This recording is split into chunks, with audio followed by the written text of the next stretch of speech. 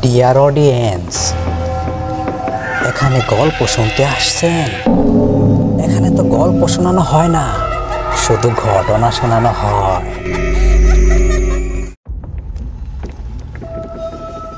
আসসালামু আলাইকুম, welcome back.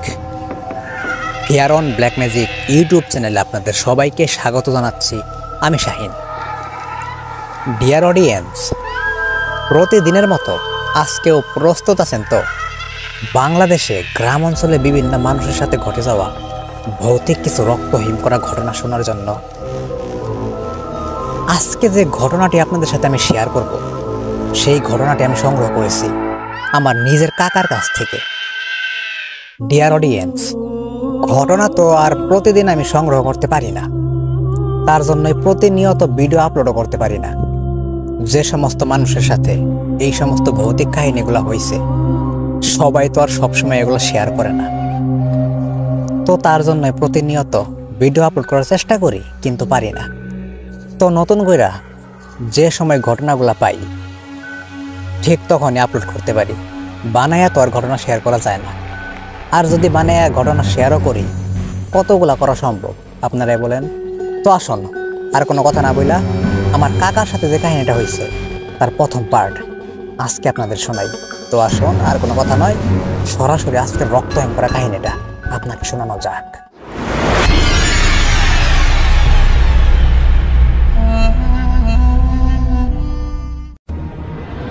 আমার নাম আবু সাইদ।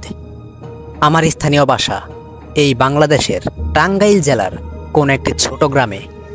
ঘটনাটি আমার সাথে যে সময় হয় তখন আমার বয়স আনুমানিক 18 অথবা 19 এর মধ্যে। তখন আমি বিয়ে করি নাই। দুরন্ত মন, উড়ন্ত ছেলেবেলা। গ্রাম অঞ্চল, বুঝতে পারতাছেন। একদিন রাতের বেলা খুব ছোট একটা ঘটনা, শুধু ভয় পাওয়ার মতো কাহিনী, মর্মান্তিক কোনো কাহিনী হয় নাই। আশা করি এনজয় করবেন। রাতের বেলা গ্রাম অঞ্চল, বুঝতেই তো পারতাছেন কতটুকু নির্জন থাকে। সেই রকমই আমাদের এই গ্রামটা অনেকটাই নির্জন।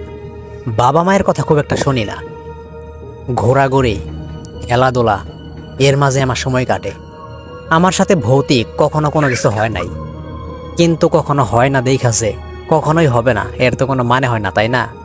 হইছে একটা মর্মান্তিক কাহিনী আমার সাথেই হয়েছে।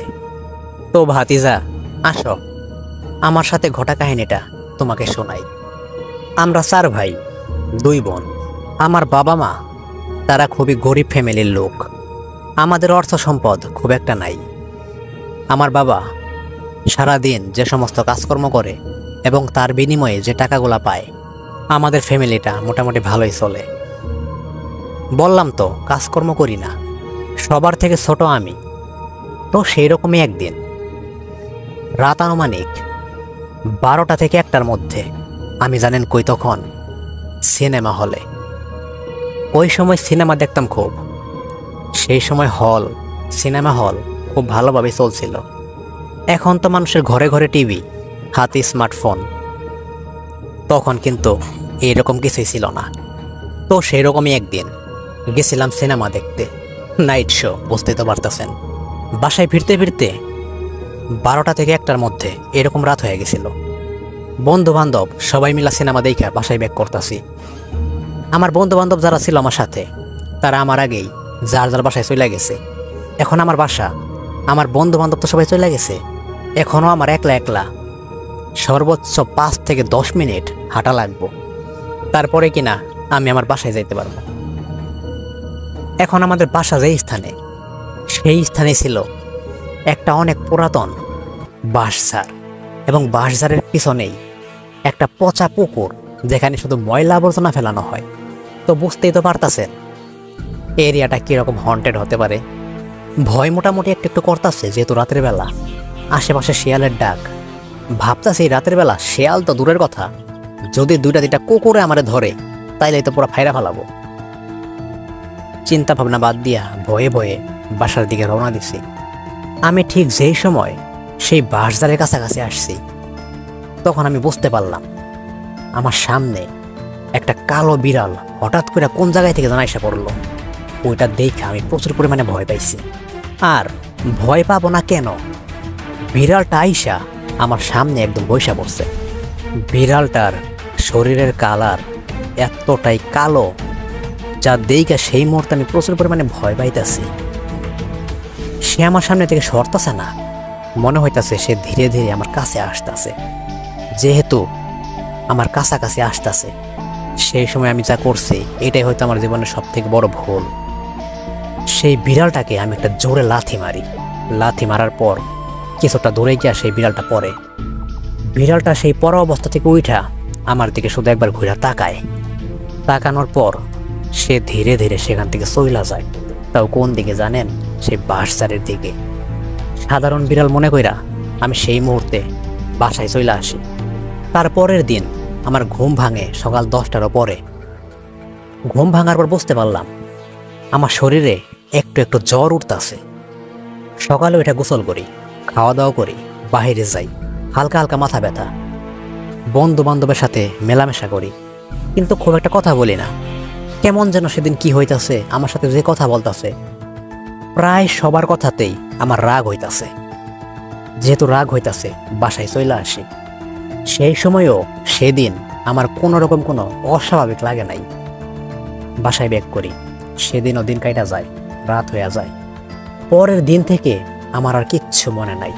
এর পরের কাহিনীটা আমি যার কাছ থেকে শুনছি সে হইতাছে আমার মা এবং আমার বাবা, আর আমার বড় ভাই বোন তো আছে। তো মাই ডিয়ার অডিয়েন্স, যেহেতু আমার কাকার তারপর থেকে কিচ্ছু মনে নাই, তো এই কাহিনীগুলো আমার কাকাই আমাকে বলছে।